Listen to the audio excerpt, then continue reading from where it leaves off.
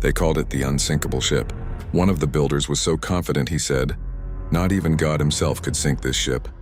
But just 4 days into its first voyage, and the Titanic proved the world wrong.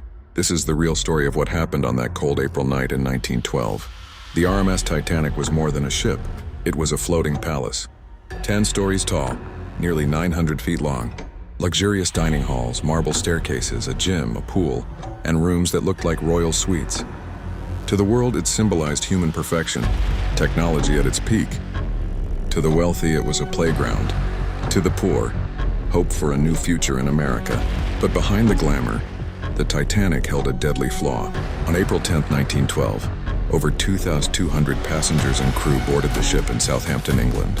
As it sailed into the Atlantic, the ocean was calm, the skies clear, and everyone believed they were on the safest ship ever built.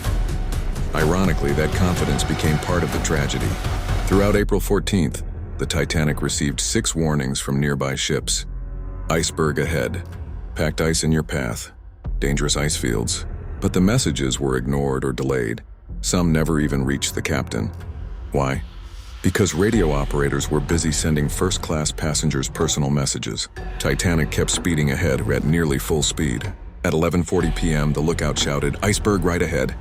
The crew tried to turn, but it was too late. The iceberg scraped along the starboard side, tearing open the hull.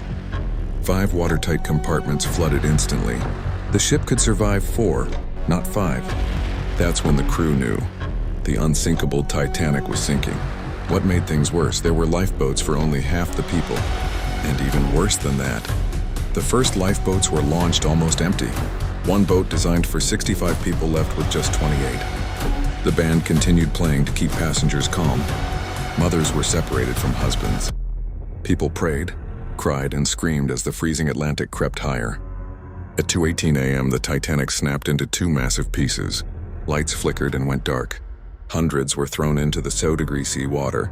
Most didn't die from drowning. They died from the cold in minutes. Out of 2,200 people, only 705 survived. The unsinkable ship sank in less than 3 hours. And that builder's quote, "Not even God himself could sink this ship," became one of the most haunting lines in history. Because on April 15, 1912, the ocean proved that nature, not man, is in control.